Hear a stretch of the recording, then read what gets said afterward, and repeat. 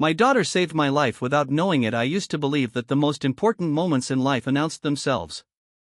I thought there would be a warning before something terrible happened, a feeling in my chest, a voice telling me to stop, or some unmistakable sign that the road ahead was about to change forever. I was wrong. Sometimes the moment that saves your life looks completely ordinary. Sometimes it arrives in the form of a phone call you almost ignore, a sentence spoken by someone you love, or a small request that seems meaningless at the time. For me, that moment came from my daughter, Emily. She saved my life without ever knowing she was doing it. I was 58 years old when my wife, Linda, passed away after 32 years of marriage. Losing her changed everything.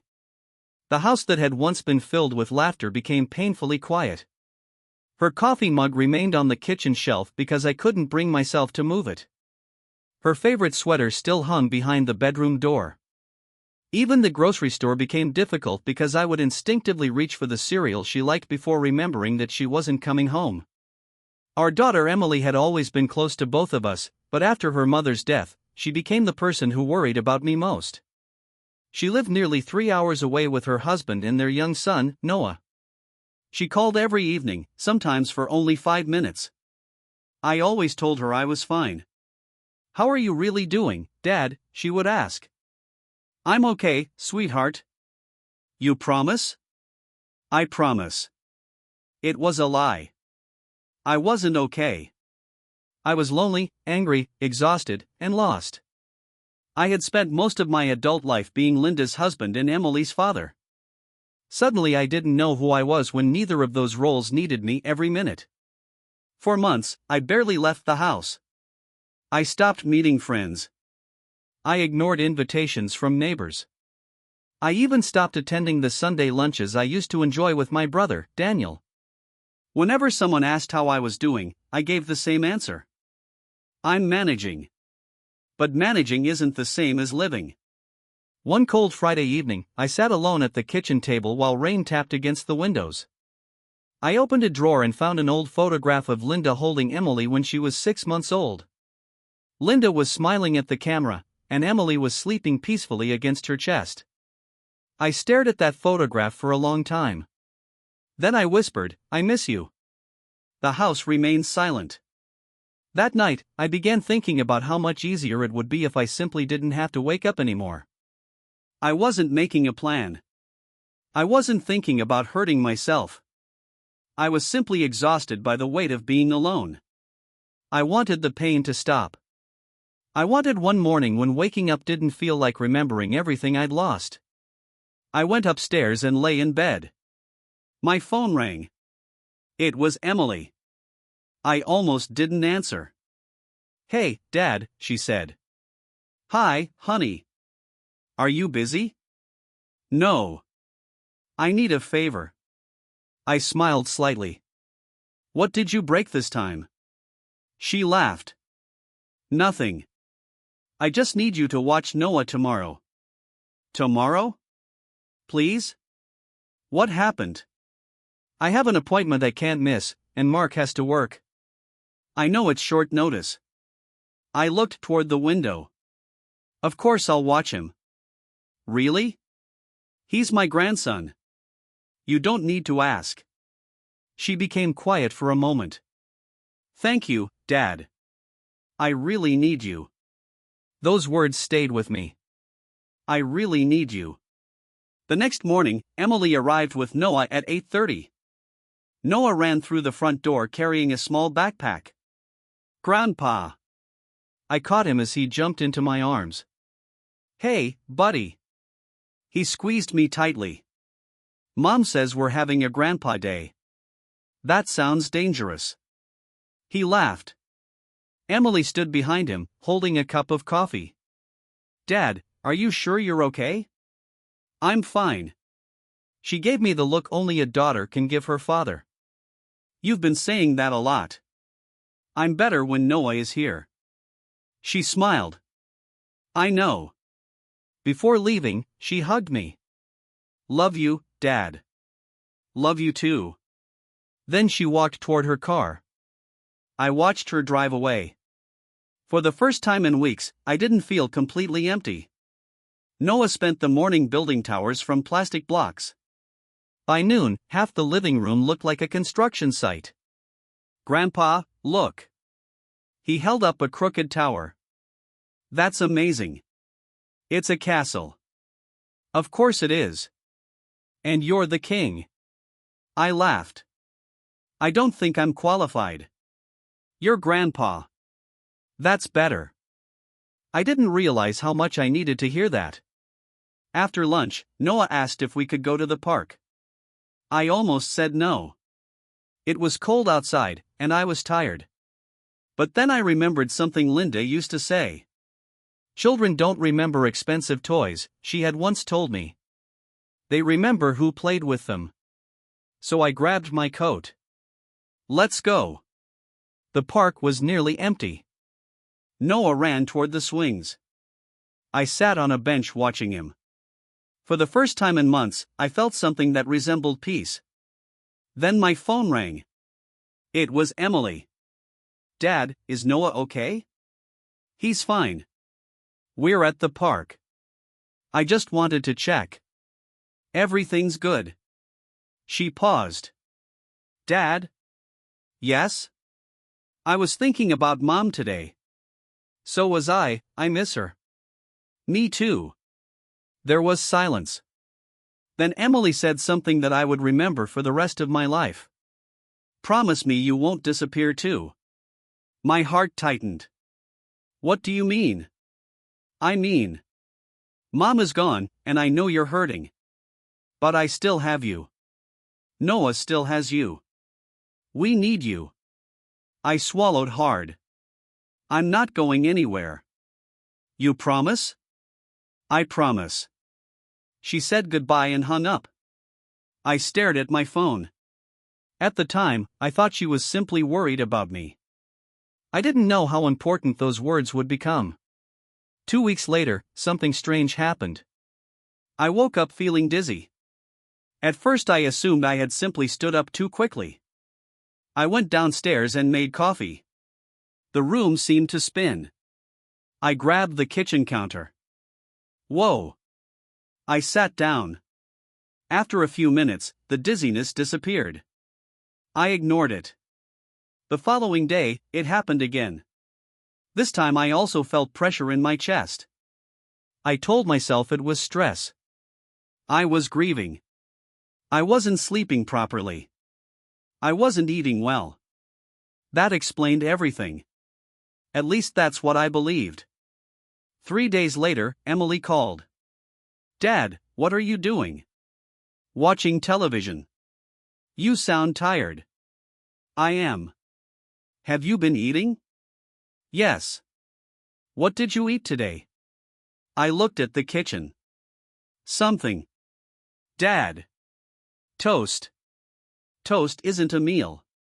It's food. She sighed. I wish you would come stay with us for a few days. I'll visit soon.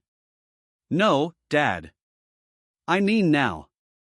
I smiled. You've become bossy. I learned from Mom. That made me laugh. Okay, I said. I'll come next weekend. Promise? Promise. She seemed satisfied. We talked for another 10 minutes. After we hung up, I stood to wash my cup. The pressure returned. This time it was stronger. I felt pain spreading through my left arm. I froze. For a few seconds, I couldn't breathe properly. Then I remembered Emily's voice. Promise me you won't disappear too. I reached for my phone. My fingers were shaking. I called emergency services. The ambulance arrived quickly. At the hospital, doctors told me I had suffered a serious cardiac event. The doctor looked at me. You were very lucky. Lucky? Yes. You came in before it became worse. I stared at the ceiling. I thought about Emily. If she hadn't called me that morning. If she hadn't asked me to promise. If I hadn't agreed to visit. If I hadn't remembered her words. I might have ignored the pain. I might have gone upstairs and gone to sleep. And I might never have woken up. When Emily arrived at the hospital, she was crying. "Dad!" She rushed into my room and hugged me. "I'm okay." "Don't say that." She pulled away. "You could have died." I looked at her. "I know. Why didn't you tell me you weren't feeling well?" I didn't realize how serious it was. She wiped her tears. "The doctor said you were lucky." I smiled. "I think I was." She sat beside my bed. "You're staying with us." I laughed. "That's not a request, is it?" "No. You're definitely becoming your mother." She smiled through her tears. "Good." For the next several days, Emily barely left my side. She brought me books, clothes, food, and photographs of Noah. One afternoon, she placed a framed picture on the table. It was a photograph of Linda, Emily, Noah, and me at Christmas. "You should keep this here," she said. I touched the frame. "Your mother would have loved Noah." She did. I wish she could have seen him grow up. Emily sat beside me. "I think she would be proud of you." I looked at her. "Why?" "Because you're still here." Those words broke something inside me. I began crying. Not the quiet tears I had shed alone in my house. Real tears. Years of grief came rushing out. Emily held my hand. "You don't have to be strong all the time, Dad." I thought I did. "You don't." That was the moment I finally understood something. I had spent months believing that my life had ended when Linda died. But Linda's death had ended one chapter. It hadn't ended my story. I still had Emily. I still had Noah. I still had friends. I still had memories. And, most importantly, I still had a future. After leaving the hospital, I moved temporarily into Emily's house. Noah was thrilled. "Grandpa lives here now." For a little while, I corrected. Forever would be better. Emily laughed. "Don't encourage him." Living with them changed me. Every morning, Noah climbed onto the couch beside me and told me about his dreams. Every evening, Emily asked if I had taken my medication. Sometimes we argued. Sometimes we laughed. Sometimes we sat quietly. But I was no longer alone. A few months later, I returned to my own house. It felt different. The silence was still there. But it no longer frightened me. I began attending a grief support group. I started walking every morning. I called Daniel. I accepted invitations. I even started volunteering at a local community center.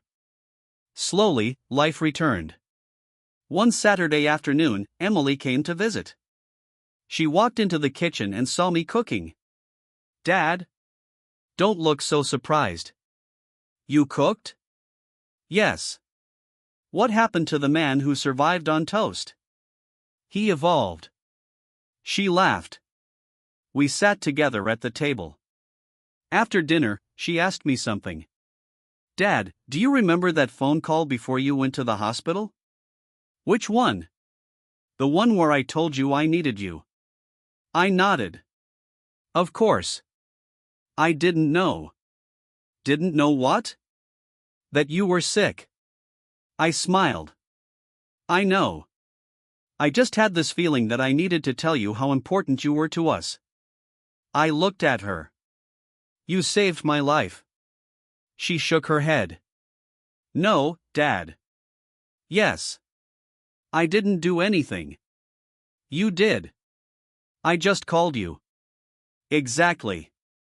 She looked confused. I took her hand. "That phone call made me promise to stay. That promise made me pay attention when I got sick. If you hadn't called, I might have ignored everything." Emily's eyes filled with tears. "I didn't know." "I know." She leaned against my shoulder. "I wish I could say I planned it." I laughed. You don't have to. We sat there in silence. Then I looked at the photograph of Linda on the shelf. For the first time, looking at her picture didn't make me feel only sadness. I felt gratitude. Gratitude for the years we had. Gratitude for the daughter she had given me. Gratitude for the grandson who filled my house with laughter. And gratitude for the ordinary phone call that had changed everything. Years have passed since that day. I still miss Linda. Some mornings, I wake up expecting to hear her voice. Some evenings, I still reach for my phone to tell her something. Grief never completely disappears. You simply learn how to carry it. I also learned that love doesn't always save us in dramatic ways. Sometimes love is a daughter calling because she needs a favor. Sometimes it is a grandson asking you to play. Sometimes it is a simple sentence. Promise me you won't disappear too. Emily never knew how close I had come to giving up on life emotionally. She never knew how lonely I had been. She never knew that her ordinary phone call had arrived on the exact night I needed a reason to keep moving. And she certainly never knew that a few weeks later, her words would be echoing in my mind when I needed to recognize that something was seriously wrong with my body. But I know. And I will never forget it. Today, I keep a small note in my wallet. It has only 3 words written on it. Someone needs you. I carry it everywhere. Not because I am afraid of dying, but because I understand now that life can change in a single moment. A person can feel lost today and find a reason to continue tomorrow. A phone call can become a turning point.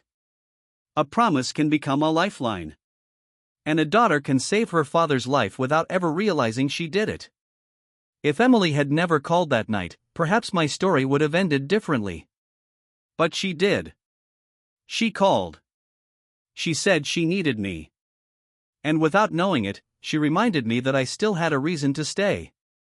So if you're reading this and you feel like nobody needs you anymore, remember this: you may never know how important you are to someone. You may never see the impact of your presence. You may never understand how one conversation, one hug, one phone call, or one simple sentence can change another person's life. Never assume that your existence doesn't matter. Because sometimes, the person you think you're helping with a small act of love may actually be the person who is saving you. My daughter saved my life without knowing it. And every day I wake up, I thank God that she made that phone call. Because I didn't just survive that day. I learned how to live again.